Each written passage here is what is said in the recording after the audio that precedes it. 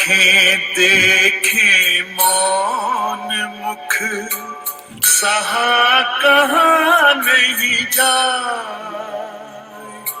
लेख विधाता का लिखा कौन किसे समझाए, कौन किसे समझाए।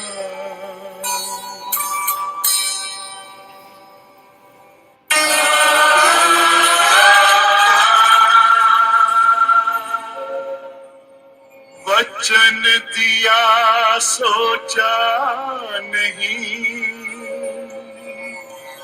होगा क्या परिणाम। सोच समझ कर कीजिए, जीवन में हर काम।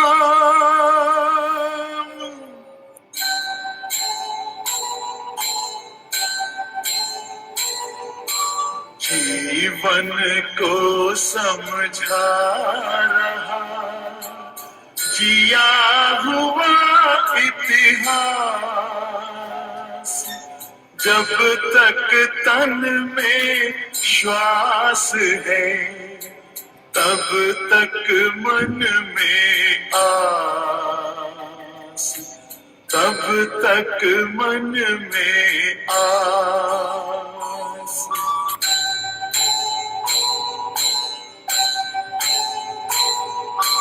आस कह रही श्वास से धीरज धरना सीख, मांगे बिन मोती मिले, मांगे मिले न भीख।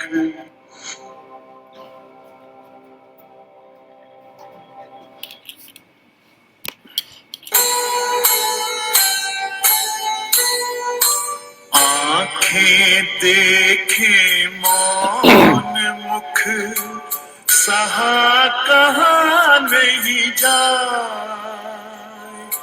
लेख विधाता का लिखा कौन किसे समझाए, कौन किसे समझाए।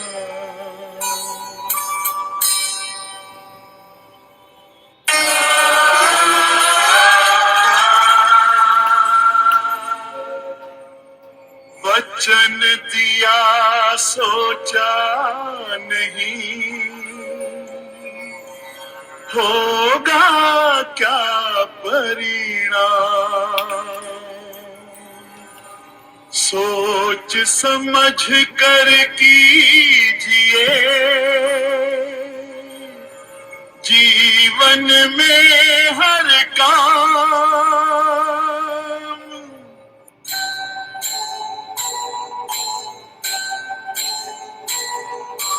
जीवन को समझा रहा जिया हुआ इतिहास, जब तक तन में श्वास है तब तक मन में आस, तब तक मन में आस।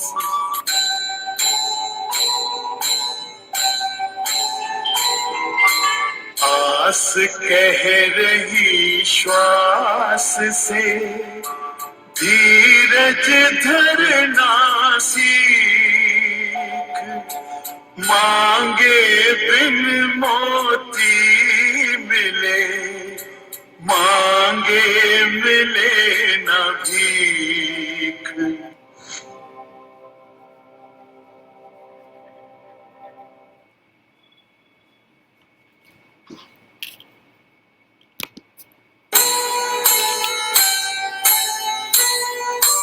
आंखें देखें मौन मुख सहा कहाँ नहीं जाए, लेख विधाता का लिखा कौन किसे समझाए, कौन किसे समझाए।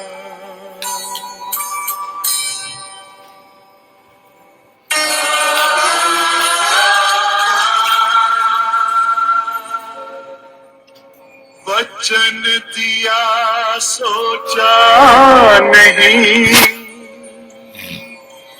होगा क्या परिणाम। सोच समझ कर कीजिए जीवन में हर काम।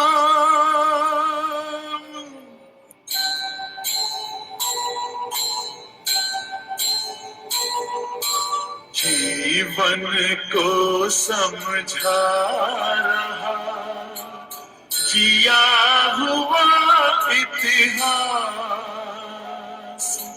जब तक तन में श्वास है तब तक मन में आस, तब तक मन में आस।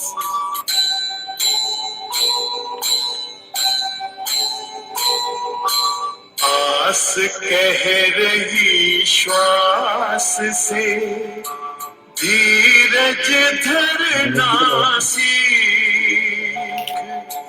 मांगे बिन मोती मिले, मांगे मिले न भीख।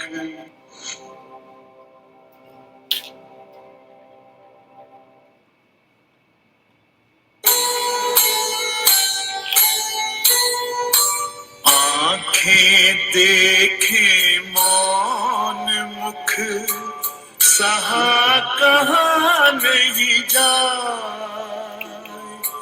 लेख विधाता का लिखा कौन किसे समझाए, कौन किसे समझाए।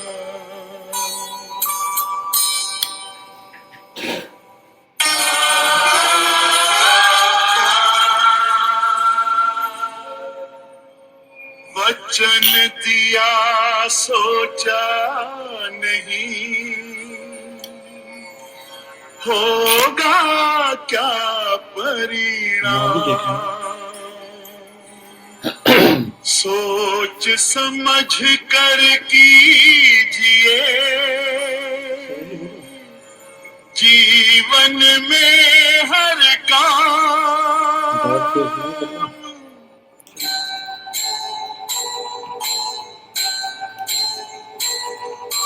जीवन को समझा रहा जिया हुआ इतिहास। जब तक तन में श्वास है तब तक मन में आस, तब तक मन में आस।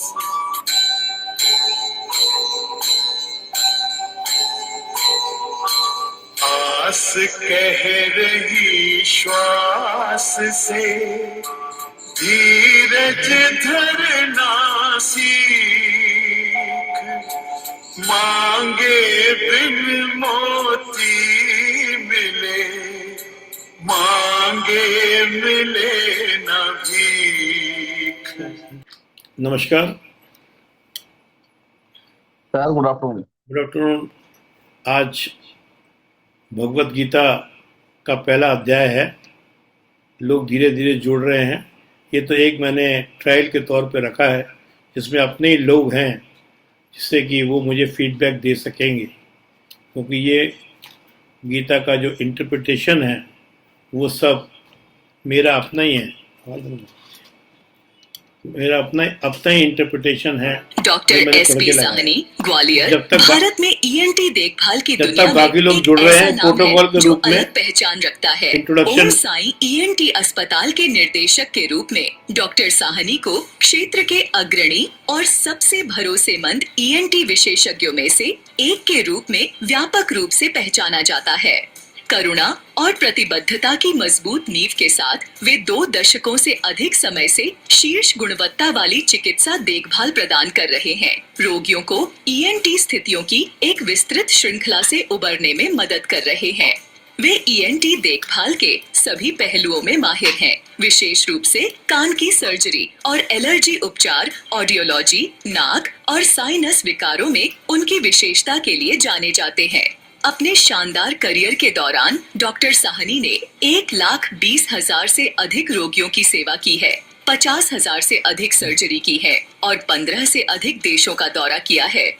वैश्विक ईएनटी सम्मेलनों में भाग लिया है और सीमाओं के पार ज्ञान साझा किया है। 20 से अधिक वर्षों के अनुभव के साथ उनका काम दुनिया भर में लोगों के जीवन को प्रभावित करना जारी रखता है। डॉक्टर साहनी ने 1986 में एमबीबीएस की पढ़ाई पूरी की। उसके बाद पोस्ट ग्रेजुएशन किया। 1989 में ईएनटी में। 2002 से वे प्रमुख ईएनटी सर्जरी का सफलतापूर्वक नेतृत्व कर रहे हैं और उल्लेखनीय परिणाम दे रहे हैं। उन्होंने पीएससी परीक्षा भी उत्तीर्ण की और एसआईएचएमसी ग्वालियर में अनुसंधान अधिकारी और प्रशिक्षण समन्वयक के रूप में शामिल हुए, जहां उन्होंने राष्ट्रीय प्रशिक्षण कार्यक्रमों के आयोजन और प्रशिक्षकों को सलाह देने में महत्वपूर्ण भूमिका निभाई। उनके समर्पण के सम्मान में डॉक्टर साहनी को 1999 में प्रतिष्ठित WHO फेलोशिप से सम्मानित किया गया। साथ ही प्रमुख चिकित्सा संस्थानों से कई सम्मान भी मिले, लेकिन उनका प्रभाव चिकित्सा से कहीं आगे तक फैला हुआ है। एक प्रसिद्ध प्रेरक वक्ता के रूप में डॉक्टर साहनी ने दुनिया भर में कार्यशालाएं आयोजित की है। तनाव प्रबंधन, भावनात्मक संतुलन, जीवन कौशल और व्यक्तिगत विकास के लिए उपकरणों के साथ व्यक्तियों को सशक्त बनाया है। उनके विनम्र व्यवहार और प्रेरक संचार ने हजारों लोगों के जीवन को बदलने में मदद की है। जो लोग उनसे सीधे संपर्क नहीं कर सकते, उनसे जुड़ने के लिए वे एक सफल YouTube चैनल चलाते हैं, डॉक्टर एसपी साहनी के साथ जीवन को बेहतर बनाना, जहां वे जीवन को बेहतर बनाने वाले कार्यक्रम जैसे कि जीवन को बेहतर बनाना, तनाव प्रबंधन और शेयर एंड केयर साझा करते हैं, जो शारीरिक स्वास्थ्य और भावनात्मक कल्याण के मिश्रण को बढ़ावा देते हैं। Doctor SP Sahni ENT surgeon, global speaker और वेलनेस एडवोकेट सभी के लिए भावनात्मक कल्याण के साथ शारीरिक स्वास्थ्य सुनिश्चित करने के लिए वास्तव में प्रतिबद्ध हैं। इन सब के अतिरिक्त डॉक्टर साहनी स्वयं को जानने की भी कोशिश कर रहे हैं, जिसके लिए वे अमृता विश्व विद्यापीठम से भी कई कोर्स कर रहे हैं, जिसमें प्रमुख ब्यूटी ऑफ हिंदुइज्म और भारतीय मनोविज्ञान, उपनिषद, वेदांत इत्यादि का ज्ञान ले रहे हैं। और डॉक्टर साहनी का कहना है कि इंटेलिजेंट तो हम सब हैं ही, पर वाइज बनने के लिए स्वयं को जानना जरूरी है।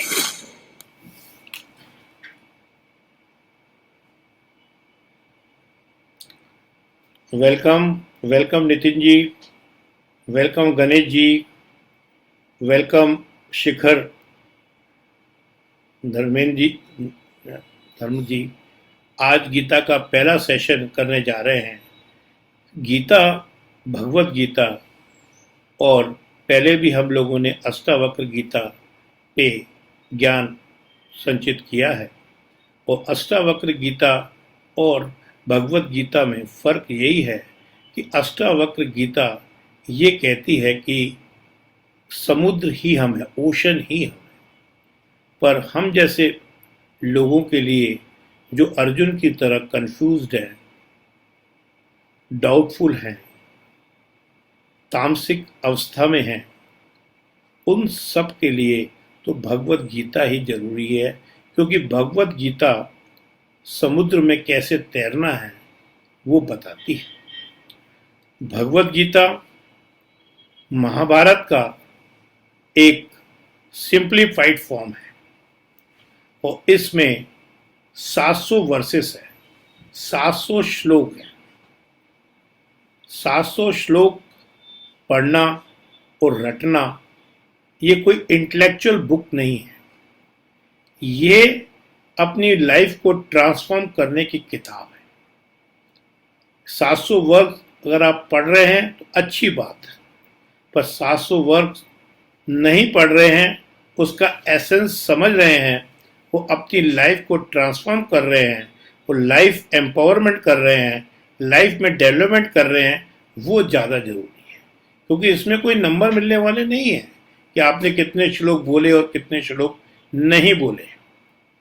तो जैसे महाभारत समझ लो कि एक नेकलेस है और भगवत गीता उसके अंदर एक पेंडल है, और इसका जो भगवत गीता है, इसका शुरुआत भगवत गीता बोली तो महाप्रभु श्री कृष्ण ने है और अर्जुन ने उसको क्वेश्चन किया है। ये सब आप लोग जानते हैं, कहानियां भी आप लोग सब जानते हैं, पर मैं यहाँ पर उसका एग्रोथिकल मीनिंग बताऊंगा। एग्रोथिकल मीनिंग मतलब हिडन मीनिंग क्या है उसका अपने जीवन से। इसका मतलब ये नहीं है कि कुरुक्षेत्र नहीं हुआ, कृष्ण भगवान नहीं हुए, अर्जुन नहीं हुए, लड़ाई नहीं हुई, बैटलफील्ड नहीं हुई, ये मतलब नहीं है, पर उसका अपनी जिंदगी में हिडन मतलब क्या है वो हम समझने की कोशिश करेंगे।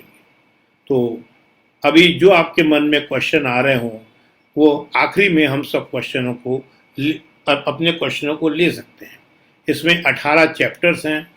सेकंड चैप्टर थोड़ा बड़ा है, तो हो सकता है कि अपन 2 पार्ट्स में इसको ले। इसमें क्या है, अर्जुन जो है सीकर है, मतलब सुनने वाला है, जानने वाला है। अर्जुन मतलब हम सब लोगों के मन में क्वेश्चन आता है कि हम यहाँ काय के लिए आए, हम कौन हैं, हमारा मकसद क्या है, हमारा एम क्या है, हमारा दुनिया में आने का मकसद क्या है, ये हम जानना चाहते हैं। और भगवान श्री कृष्ण जो कि अर्जुन के साथी और सहपाठी हैं, वो ये बताएंगे इस अध्याय में कि जो है क्या आपका मकसद है। बेसिक पूरी भगवत गीता जो कि आप लोगों ने भी सोसाइटी से काफी बार सुना होगा, तत्व तुम असि। तत्व तुम असि आपने कई बार सुना है। तत्व मतलब भगवान, तुम मतलब हम, असि मतलब भगवान से हमारा क्या रिलेशन है। ये सुना तो आपने कई बार है, पर आपको अगर कोई बोल दे कि तुम भगवान हो तो आप मानोगे नहीं। ये भगवत गीता पूरी जर्नी है, आपको बताती है कि तत्व क्या है, तुम क्या है, असि क्या है। तो 18 अध्याय में से पहले के जो 6 अध्याय हैं, इसमें भगवान महाप्रभु कृष्ण 6 अध्याय में ये बताते हैं, तुम के बारे में चर्चा करेंगे कि तुम कौन हो। और दूसरे 6 अध्याय में वो इस पे चर्चा करेंगे कि हम भगवान अपनी जानकारी देंगे, अपने बारे में बताएंगे। और लास्ट के अध्याय में 6 में भगवान का और हमारा क्या रिश्ता है वो बताएंगे। वैसे भी देखा जाए तो हम लोगों को ह्यूमन बीइंग कहा जाता है। ह्यूमन मतलब हमारी बॉडी, माइंड और बुद्धि, इंटेलेक्ट, ये ह्यूमन कहलाता है। ये इंस्ट्रूमेंट है, ये प्रकृति है। जब इसके अंदर बीइंग मतलब स्पिरिट मिल जाती है तो ये ह्यूमन बीइंग बन जाता है। इसलिए हमारा नाम है ह्यूमन बीइंग। और ये शक्ति सिर्फ हम में ही है, सोचने की और चॉइस करने की शक्ति ये हम में है। और गीता का शुरुआत धर्म से होती है और आखिरी में एंड जो है मैं से होता है। धर्म से ये शुरू होती है और मैं पे ये खत्म होती है। तो मित्रों, तत्व त्वम असि पहले 6 अध्याय में प्रभु बताएंगे कि हम कौन हैं, बीच के दूसरे अध्याय में भगवान अपनी जानकारी देंगे और आखिरी के अध्याय में भगवान और हमारा क्या रिश्ता है उसके बारे में बताएंगे, और धर्म क्या है और मैं क्या है इसका भी जिक्र बताएंगे। जैसे धर्म क्या है, जैसे हीट का धर्म है गरमाइश, शक्कर का धर्म है स्वीटनेस। जैसे शक्कर चटपटी नहीं हो सकती, मिर्ची नहीं आ सकती उसमें, शक्कर को स्वीटनेस से अलग करना या स्वीटनेस को शक्कर से अलग करना मुश्किल काम है। मुश्किल काम क्या है? असंभव ही है। ऐसे ही फायर से हीट को अलग करना मुश्किल है। तो फायर का धर्म हो गया हीट, शुगर का धर्म हो गया स्वीटनेस। ऐसे ही हमारा धर्म है divinity, transcendental divinity. Transcendental divinity मतलब अंदर डिवाइन एनर्जी। जैसे शक्कर से स्वीटनेस अलग नहीं हो सकती, फायर से हीट अलग नहीं हो सकती, ऐसे ही मित्रों हमारे अंदर से डिवाइन के बिना हमारी कोई वैल्यू नहीं है, अलग नहीं हो सकती। तो हमारा जो नेचर है वो डिवाइन नेचर है, हमारी जो शक्ति है वो डिवाइन शक्ति है। ढूंढ सब लोग डिवाइन को ही रहे हैं। कुछ मटेरियलिस्टिक वर्ल्ड में ढूंढ रहे हैं, कुछ प्लेजर्स में ढूंढ रहे हैं, और कुछ अंदर की यात्रा में ढूंढ रहे हैं, कुछ अंदर की यात्रा में ढूंढ रहे हैं। पर वो यहां ये भूल जाते हैं, जैसे कश्ती नाव है, नाव में बाहर इतना सारा पानी होता है, उसके ऊपर नाव चलती रहती है, पर वही पानी अगर ऊपर अंदर आ जाता है तो वो जो है डूब जाती है। तो मित्रों ये जो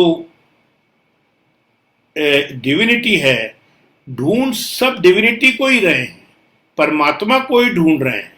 कोई मेटेरियलिस्टिक वर्ल्ड में ढूंढ रहा है, कोई इनर वर्ल्ड में ढूंढ रहा है। तो गीता को शुरू करने के पहले महाभारत के को भी थोड़ा सा समझना पड़ेगा। महाभारत को थोड़ा समझना पड़ेगा। ये सब लोगों ने, आप लोगों ने सुना होगा कि अनुरागी अर्जुन, जो कि बहुत बड़ा योद्धा है, शिव भगवान से जीतकर उसने अस्त्र भी प्राप्त किए हैं। आज वो हताशा है, जुए में हार चुके हैं। द्रौपदी का चीर हरण होते हुए उसने देखा, वो परेशान है, तामसिक हुआ पड़ा है, हिम्मत हार गया है। पर वो ये समझ रहा है कि इसमें मेरा सखा श्री कृष्ण ही मेरी मदद कर सकते हैं।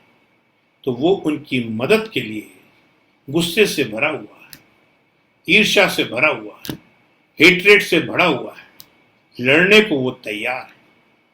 पर परमात्मा के यहां जाता है तो क्या देखता है कि भगवान श्री कृष्ण लेटे हुए हैं और उनके वहां दुर्योधन उनके सिर के पास बैठा है, एरोगेंट होकर, इगोइस्ट, छाती ठोककर बैठा हुआ है। जैसे ही परमात्मा आंखें खोलते हैं, सबसे पहले अर्जुन को देखते हैं।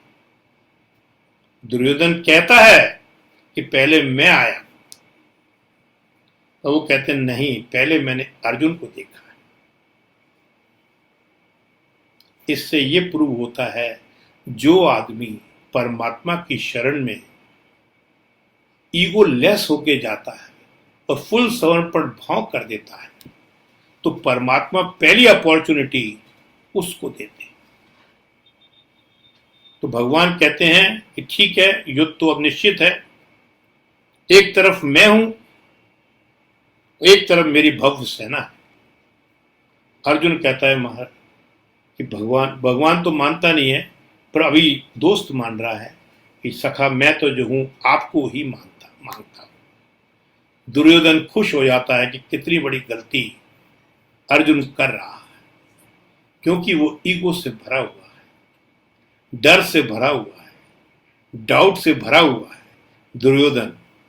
तो वो उनकी सेना को ले लेता है। कहने का तात्पर्य इसका जो एग्रोथल हिडन मीनिंग है, हिडन मीनिंग क्या है?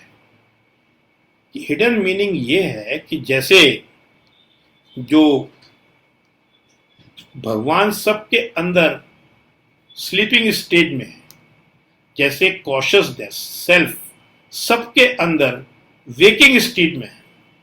जब तक आप, जैसे गाड़ी के अंदर पेट्रोल भरा हुआ है, पेट्रोल आपको ये नहीं कहता कि गाड़ी को तेज चलाओ, गाड़ी को धीरे चलाओ, रैश चलाओ, शराब पी के चलाओ, नहीं बोलता। ऐसी हमारे अंदर जो डिवाइन शक्ति है वो आपको नहीं बोलेगी कि ये करो वो करो। आपके पास प्रगति है और बुद्धि है, आपको बुद्धि का उपयोग करके चॉइस करना है। जब आप चॉइस करते हैं तो आपका चॉइस करना भी आपके ऊपर है। एक एग्जाम्पल के जैसे धृतराष्ट्र है, धृतराष्ट्र जो है आंखों से अंधा है। ऐसे ही हमारा जो माइंड है, मन है, वो भी आंखों से अंधा है, देख नहीं सकता। वो हमारे जो सेंस ऑर्गन्स हैं उनके थ्रू देखता है। गंधारी जो कि उनकी पत्नी है वो देख सकती है, पर उसने क्या मूर्खता की, उसने क्या चॉइस किया? ना देखने का चॉइस किया। जब दो देखे चॉइस करने वाले लोग, एक तो जन्म से ही अंधा है तो सेंसेस के थ्रू पता लगाता है, दूसरे ने ना देखना चॉइस कर लिया। ऐसे लोग जब आपस में मिल जाते हैं तो उसमें से निगेटिविटी ही जन्म लेती है। जैसे कौरव के रूप में निगेटिविटी ही जन्म लेती है। और जो निगेटिविटी होती है उसमें बचपन से ही डर होता है, बचपन से ही कंपैरिजन होता है, बचपन से ही कंपटीशन होता है, बचपन से ही दो लोगों की लाइन काट कर अपनी लाइन बड़ी करने की हिम्मत रखते हैं। पांडव जो कि उनके रिलेटिव्स हैं, पर वो 5 ही। ऐसे ही हमारे शरीर में, हमारे ह्यूमन बीइंग में गुण 100 तो नेगेटिव हैं, तो 5 ही हम के अंदर अच्छे गुण होते हैं। जो ये हमको चॉइस करना है कि उन अच्छे गुणों पे काम करना है कि बुरे गुणों पे काम करना है। जिस पे जब आप काम करेंगे वही फल जाएगा। जैसे एक पोता दादा से पूछता है, पोते को दादा कहानी सुना रहे हैं कि मेरे अंदर 2 भालू हैं, एक रावण है, एक राम रूपी है। तो पोता पूछता है, और दोनों लड़ रहे हैं। तो दादा से पूछता है कि कौन सा जीतेगा? तो दादा जवाब देते हैं, जिसको आप फीड करोगे, मतलब जिसको आप खाना वाना केयर करोगे, वही जीतेगा। कहने का तात्पर्य यह है 100 गुण है हम में, वो 5 गुण है। अगर हम 5 गुणों पे काम करेंगे तो हमारी लाइफ अलग होगी। तो अगर हम 100 अवगुणों पे काम करेंगे तो हमारी लाइफ अलग होगी। तो मित्रों, अब क्या है कि युद्ध मैदान में अनुरागी कृष्ण आ चुके हैं और अर्जुन भी उनके साथ आ चुके हैं। अर्जुन बड़े जोश के साथ लड़ने आए हैं। वो प्रभु से कहते हैं कि मेरी रथ को दोनों सेनाओं के बीच में ले चलो। ऐसे मौके हमारे हाथ पास भी आते हैं। दोनों सेनाओं के बीच में ले जाने का मतलब यह है कि वो दोनों पक्ष देख रहे हैं, नेगेटिविटी भी देख रहे हैं और पॉजिटिविटी भी देख रहे हैं। कई बार हमारी जिंदगी में भी ऐसे मकसद आते हैं, चीज नेगेटिव भी होती है, पॉजिटिव भी होती है, पर हमारी अगर हालत अर्जुन जैसी है, तामसिक है, डाउन है, डिप्रेस है, मेरा मेरा मेरा मेरा कर रहे हैं, तो वहां जब वो देखता है कि ये मेरे चाचा, ये मेरे गुरु, ये मेरे रिश्तेदार, ये सब हैं, तो वो गांडीव अपना रख देता है।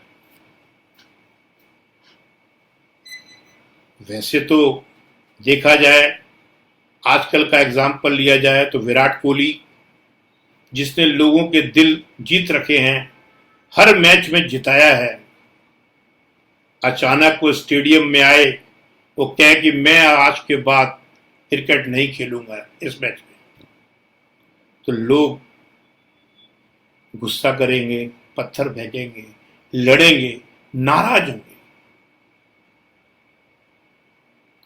पर भगवान श्री कृष्ण मुस्कुरा रहे हैं। क्यों? क्योंकि वो सिक्योर हैं, वो जानते हैं कि अधर्म का नाश होना है तो अधर्म का नाश होगा। अर्जुन अभी डाउन है क्योंकि अर्जुन की जो इच्छा थी, अर्जुन अब बोल रहा है प्रभु से कि मुझे जो है, अब मैं किंगडम लेके क्या करूंगा, मैं राजपाट लेके क्या करूंगा अगर ये सब मेरे चाचा भतीजा जितने भी हैं रिश्तेदार सब खत्म हो गए, तो किंगडम लेके मैं क्या करूंगा। तो गीता हमको ये बताती है कि जब भी ऐसा मौका आए तो जिंदगी में वाय सोचो, वाय, ऐसा मैं क्यों कर रहा हूं। क्या वो किंगडम के लिए लड़ाई चली जा रही थी? वो अधर्म का नाश करने के लिए लड़ाई की जा रही थी। कई बार ऐसे मौके आते हैं, जैसे भगवान श्री कृष्ण ने ही कहा था कि मैं कोई अस्त्र नहीं उठाऊंगा, पर लक्ष्य उनका अधर्म का नाश करना था, तो उनने नीति के विरुद्ध भी गए और उनने जो है ये सुदर्शन चक्र भी उठाया। ऐसे ही हम लोग जब परीक्षा दे रहे थे अपनी एमबीबीएस की, कई बार ऐसे ओकेजन आए, हमारे खास मित्र आए, हमें पिक्चर ले जाने के लिए बोला, पर हमने उनको मना कर दिया, वो नाराज हो गए, एक आध साल तक बात भी नहीं हुई, पर क्योंकि हमारा लक्ष्य पीएमटी में सिलेक्ट होने का था। अगर आपका लक्ष्य बड़ा है तो लक्ष्य ही अर्जुन का गलत था कि मुझे इनसे किंगडम हथियाना है। लक्ष्य ये नहीं था।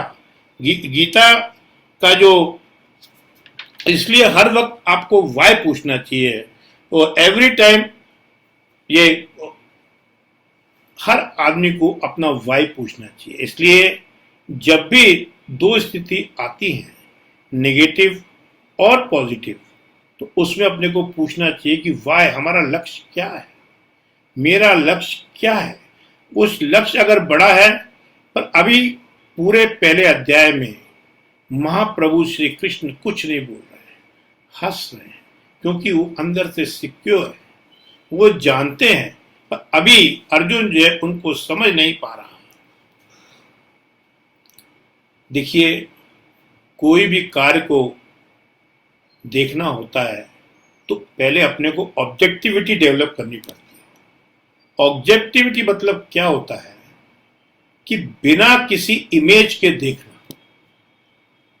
अभी हम लोग क्या करते हैं, ये ऐसा है, वो वैसा है, ये ऐसा है, ये वैसा है, ये हमारी इमेजेस बनी हुई है। पर भगवान गीता में ये फरमा रहे हैं कि ऑब्जेक्टिव बनो। जब आप ऑब्जेक्टिव बन जाते हैं तो आप किसी को लाइक करो या ना करो, आप किसी को डिसलाइक नहीं करो। मतलब कहने का यह है कि आप जज नहीं करेंगे। भगवान कह रहे हैं कि लाइक मत करो, पर डिसलाइक बिल्कुल नहीं करना है। कृष्ण अभी भी हंस रहे हैं, कृष्ण भगवान अभी भी हंस रहे हैं, उन्हें कोई टेंशन नहीं है। ये चीज मैंने अभी आपको बताया कि धृतराष्ट्र हमारा माइंड है जो कि अंधा होता है और सेंसेस के थ्रू देखता है।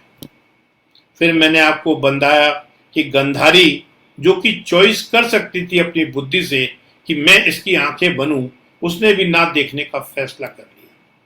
जब दो अंधे लोग आपस में मिल जाते हैं तो निगेटिविटी ही डेवलप होती है, जिसमें फियर, डाउट, कंफ्यूजन वगैरह सब रहता है, तामसिक गुण सारे रहते हैं। फिर मैंने आपको बताया कि कृष्ण भगवान हमारे अंदर विटनेस कॉन्शियसनेस के रूप में मौजूद है, पर उनको जगाना पड़ता है। पर जो पूरी श्रद्धा, पूरी समर्पण के साथ उनको जगाता क्या, उनके सामने आता है, उनके शरण में आता है, तो भगवान पहली अपॉर्चुनिटी चॉइस करने की उसको देते हैं। ये भी देखा। और चॉइस करने के लिए ऑब्जेक्टिव होना बहुत जरूरी है। ऑब्जेक्टिव मतलब आपको बिना किसी इमेज के कि ये वो है, ये मेरा रिश्तेदार है, ये मेरे गुरु हैं, कोई रिश्ता नहीं बनाना है। लाइक नहीं करना है, पर डिसलाइक किसी को नहीं करना है। यहां कृष्ण भगवान से अर्जुन बोल रहे हैं कि ये सब मेरे रिश्तेदार हैं, इनको जो है मैं मार के क्या करूंगा, किंगडम मिल गया तो क्या होगा। तो भगवान कह रहे हैं कि लक्ष्य किंगडम लेने का नहीं है, लक्ष्य अधर्म का नाश करने का है। नहीं तो ये तामसिक लोग और अधर्म करेंगे और परेशान करेंगे और जो है इस दुनिया को गंदा करेगी। इसलिए इनको जो है मारना जरूरी है, इनका लाइफ को ट्रांसफॉर्म करना बहुत जरूरी है। भगवान श्री कृष्ण समझाते हैं कि ये तेरे रिश्तेदार जरूर हैं, पर ये तेरे को मारने को खड़े हैं, पर जो पांडव हैं तेरे साथ, वो तेरे साथ मरने को खड़े हैं। ये गीता और अपने सारे उपनिषद, अपने सारे वेद की जो कोडिंग है वो व्यास ऋषि जी ने की थी। व्यास गुरुओं के गुरु है, इसलिए गुरु पूर्णिमा के दिन उनका जन्मदिन मनाया जाता है, वो उन्हीं की पूजा की जाती है। मेरे ऊपर भी परमात्मा की कृपा हुई है, जो मुझे आज टीचर के रूप में आप लोगों से भगवत गीता कहने का सौभाग्य प्राप्त हुआ है। मैं टीचर हूं। गुरु बहुत ऊंची चीज होते हैं, जैसे व्यास जी थे। गुरु पूर्णिमा उन्हीं के नाम से मनाई जाती है। सारे ग्रंथ की जो उन्होंने कोडिंग उन्होंने ही की थी, ये इंपॉर्टेंट चीज है। यही चीज कुछ चीजों से मैं आपको समझाता हूं कि जैसे ट्रैफिक सिग्नल पे ज्यादातर लोग रुक जाते हैं, तो कई ऐसे तामसिक लोग होते हैं जो नहीं रुकते हैं, तेजी से निकल जाते हैं, तो उनका एक्सीडेंट भी हो जाता है। तो गीता कहती है पॉज, डिसाइड, ऑब्जेक्टिव बनो और गो, फिर जाओ।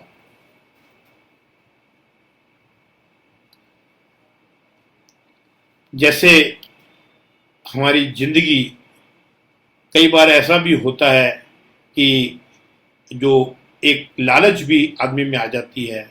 जैसे अपन बंदर को पकड़ते हैं, तो बंदर को क्या करते हैं, पकड़ने का तरीका क्या है, एक बरनी लेते हैं जिसका और नीचे चने रख देते हैं, वो उसके अंदर हाथ डालता है और ऐसे मुट्ठी पकड़ लेता है, तो फिर उसको निकलने में बहुत दिक्कत आती है। तो गीता ये सिखाती है कि ज्यादा लालच में ना फंसो। एक एग्जाम्पल गार्डन का भी ले सकते हैं। एक माली है जो बीज बो देता है, फिर उसकी देखभाल करता है, एक माली है जो रोज खोद कर बीज को देखता है कितना बड़ा हुआ। तो ये भगवत गीता का पहला चैप्टर पेशेंस भी आपको सिखाता है। तो मित्रों, अभी हमने ये सब चीजें जानी, अब इन सब को हम समराइज करेंगे एक स्लाइड्स के रूप में, जिससे कि आप समझ सके। इतना अगर समझ में आया है तो गिव मी द, ये फर्स्ट चैप्टर की बात हो रही है, right P in the chat box.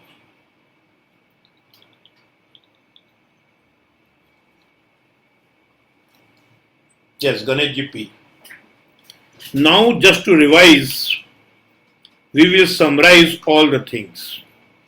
जो टेक अवे पॉइंट्स हैं यहाँ के, बड़ा कर दो,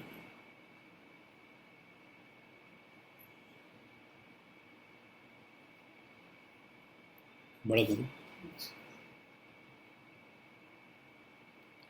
इसको ध्यान से सुने। Purpose of Bhagavad Gita. Gita is not merely a big book of 700 verses. ये 700 श्लोकों का पाठ नहीं है। It purpose is practical transformation. इसका मकसद अपनी जिंदगी में उतार कर अपनी जिंदगी को बदलना है। Not intellectual accumulation.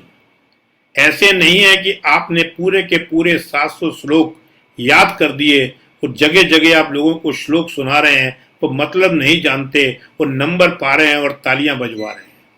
ये एक तरीका नहीं है, आगे आप देखेंगे। This is not the purpose of Bhagavad Gita. Bhagavad Gita shows the path to realise the higher reality we seek. हमारी जो हायर रियलिटी है, जो इनफाइनेट हमारे अंदर ताकत है, उसको बताती है। एक बार रिपीट करेंगे, Gita is not merely a book of 700 verses. Its purpose is practical transformation, not intellectual accumulation. It shows the path to realise the higher reality we seek.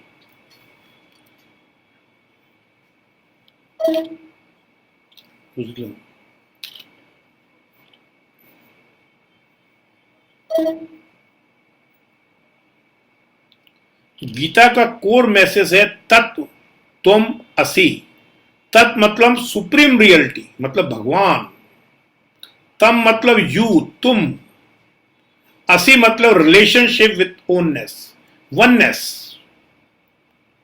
पहले 6 चैप्टरों में, जो कि आज पहला चैप्टर हो गया है, उसमें भगवान हमारे बारे में बता रहे हैं। बाद के 6 चैप्टरों में वो अपने बारे में बताएंगे। वो आखिरी के 6 चैप्टरों में वो अपना रिश्ता बताएंगे। First chapter explain who we are, हम कौन हैं। Middle chapter explain God. Final chapter explain the relationship between individual and the divine. Spirit of learning. Questioning is encouraged in the Gita. भगवान ने इतने क्वेश्चन अर्जुन पूछ रहा है, पर भगवान विचलित नहीं हो रहे। Question should arise from the trust.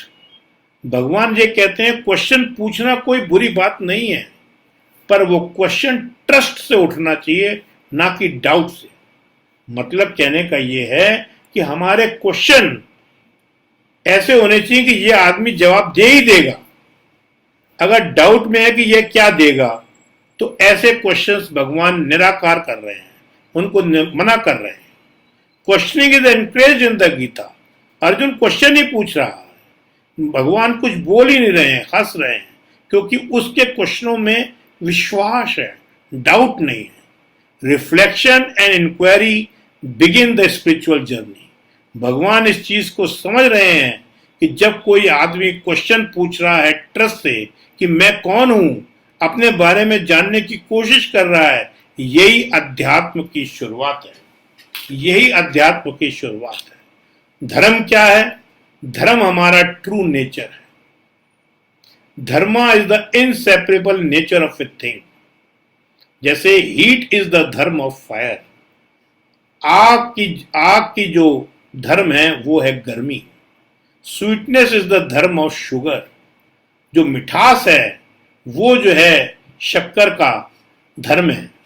और similarly our true nature is divine. हमारा भी जो नेचर है वो डिवाइन है and can not be separated from us. That can not be separated from us. यही हमारा धर्म है।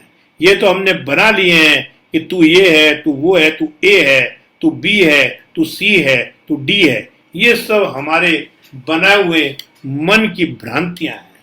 परमात्मा के तो धर्म यही है कि हम डिवाइन शक्ति हैं और स्वीटनेस जैसे अलग नहीं हो सकती, फायर में से हीट अलग नहीं हो सकती, ऐसे ही डिवाइन की शक्ति हमारे अंदर से हट नहीं सकती। Mahabharata as a inner battle.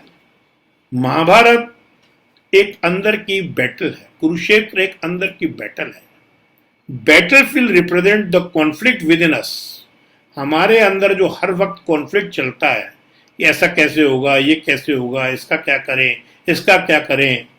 तो story has both historical and allegorical significance. ये स्टोरी का बोथ मीनिंग्स है। ये युद्ध हुआ भी था। वो एलिगोरिकल मतलब होता है हिडन सिग्निफिकेंस क्या है। Understanding the inner battle helps to understand the life struggles. अंदर की बैटल को समझने के लिए लाइफ की स्ट्रगल समझ में आ जाती है। Dhritarashtra and Gandhari symbolism. Dhritarashtra represent the blind mind driven by senses. Gandhari represent intellect that chooses not to see. क्या मूर्खता है। Proper use of intellect become wisdom. अगर बुद्धि का आप प्रॉपर यूज करते हैं तो आप वाइज कहलाते हैं। अगर आप उसको नेग्लेक्ट करते हैं, मेक अस स्पिरिचुअल ब्लाइंड। अगर आप अपनी बुद्धि का जैसे गंधारी ने यूज किया, गलत चॉइस करके ऐसा यूज करते हैं, तो आप समझ लें कि स्पिरिचुअल लाइन में, आध्यात्मिक लाइन में आप जो है अंधे हैं। Dhritarashtra represent the blind mind driven by senses. Gandhari represents intellect that chooses not to see. Proper use of intellect becomes wisdom. अगर आप अपनी बुद्धि का प्रॉपर उपयोग करते हैं, आरती, पूजा, भजन, अभ्यास, अच्छा काम, अच्छा एसोसिएशन, अच्छी एक्सरसाइज, अच्छी बुक्स, अच्छी डाइट, अच्छे दोस्त, तो आप समझ लो कि वाइज हैं। तो अगर वही प्लेजर्स में आप चले जाते हैं, शराब है, ड्रग्स हैं, डिस्को है, ये मटेरियलिस्टिक वर्ल्ड में आप खो जाते हैं, तो आप समझ लीजिए कि आध्यात्मिक अंधे हैं आप। अर्जुन क्राइसिस। अर्जुन के अंदर क्या क्राइसिस चल रहा। Arjun begins as a powerful warrior. शुरुआत में तो जब वो भगवान श्री कृष्ण के पास आता है तो वो एक योद्धा है, शिव भगवान से भी जीता हुआ है, पर कोलैप्सिस इमोशनली, क्योंकि वो उन लोगों से इमोशनली अटैच्ड है, इसलिए वो कोलैप्स हो जाता है। इसलिए अटैचमेंट बुरी चीज है। His confusion represents the seeker's struggle. The spiritual journey starts when we honestly face our weaknesses. हमारी जो weaknesses हैं, hatred, jealousy, comparison, attachment, ये अगर honestly हम इनको face कर लेते हैं और इन पे काम कर लेते हैं तो हम योद्धा कहलाते हैं। पर अर्जुन पूरा काम नहीं कर पाया, इसलिए ही भगवान को जो है अर्जुन को चुन के, अर्जुन को बैटलफील्ड में जब वो आया था तो गुस्से से वो लड़ने पे आया था, पर जब उसने पूरे रिश्तों को देखा और उनसे वो इमोशनली अटैच था, वो कंफ्यूज्ड हो गया और उसके अंदर स्ट्रगल होने लगी और वो कोलैप्स हो गया। तो दोस्तों, अपनी वीकनेसेस जो है जेलसी, हेट्रेड, कंपैरिजन, कंपटीशन और अटैचमेंट, इन पे वर्क करना शुरू करो, नहीं तो जो है परेशानी आती है। Objective and control of life. Spirituality is not merely being good और काइंड। अध्यात्म इस चीज को नहीं मानता कि मैं अच्छा हूं और मैंने बहुत धर्म कर दिया, मैंने इसको ये खिला दिया, मैंने इसके लिए मकान बनवा दिया, मैंने जो है मंदिर में दान कर दिया। स्पिरिचुअलिटी ये नहीं करवाती, ये मना करती है, ये कुछ करने की जरूरत नहीं है, इस पे डिसाइड नहीं होता कि आप अच्छे इंसान है कि काइंडनेस है। It means seeing things objective and choosing what is right. भगवान कहते हैं कि ऑब्जेक्टिव अगर आप बन जाते हैं तो आपको अच्छे और बुरे की पहचान हो जाती है, तो मित्रों वही अध्यात्म है। जो चैरियट, जो रथ है भगवान का, वो सिंबलाइज लाइफ, वो लाइफ को सिंबल करता है। वो सेंसेस आर हॉर्सेस, जो घोड़े हैं वो हमारे सेंस ऑर्गन्स हैं, और इंटेलेक्ट इज द चैरियोटर, जो हमारी बुद्धि है वो उसको चलाने वाली है। Choosing Krishna, Arjun chooses Krishna over Krishna's army. Divine guidance is more valuable than materialic strength. इससे यह प्रूफ होता है कि परमात्मा की कृपा, परमात्मा का गाइडेंस सबसे ज्यादा मोर वैल्यूएबल है मटेरियलिक वर्ल्ड से। Humility, honesty and willingness to learn, to invite divine help into life. सरल भाव, सच्चाई और काम कर सीखने की इच्छा। भगवान ऐसे ऐसे जो लोग रहते हैं, जो हम्बल रहते हैं, अपना काम ऑनेस्टी से कहते हैं और उनको अपने बारे में जानने की इच्छा रहती है, तो भगवान उनको इनवाइट करता है और लाइफ में उनके साथ चलते, जो भगवान को इनवाइट करते हैं और भगवान का अपने जिंदगी की डोर अपनी उनके हाथ में पहुंचा देते हैं, तो उनकी जीत तो हर पल पक्की है। तो मित्रों, आज इस चैप्टर में हम लोगों ने मेन जो देखा है इस सेशन में, ये चैप्टर 1 है। इसमें भगवान श्री कृष्ण ने कोई जवाब नहीं दिया है, अर्जुन ही क्वेश्चन कर रहे हैं। उम्मीद है ये चीज़ें ऐसी हैं। मेरा आप लोगों से निवेदन है कि आज जब आप घर पे जाएं, रात को जब सोएं, गीता को गुस्से से उठाने से फायदा नहीं होगा।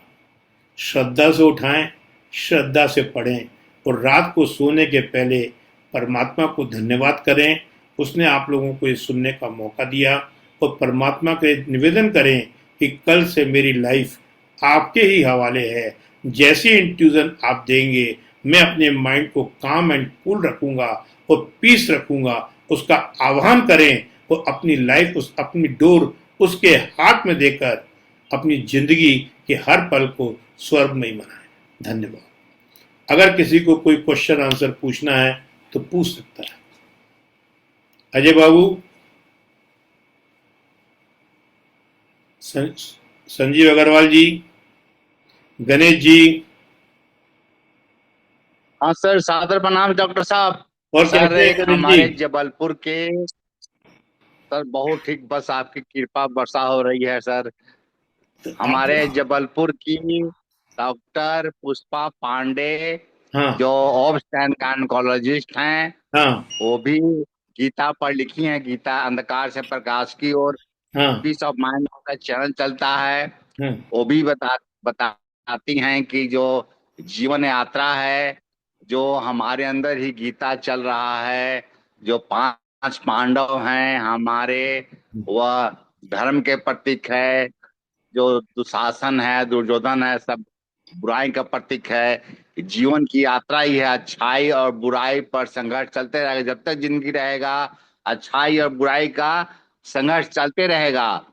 हमारे अंदर डिविनिटी है। आपने जो बताया, जैसे शुगर का गुण क्या है? स्वीटनेस है। जल का क्या गुण है?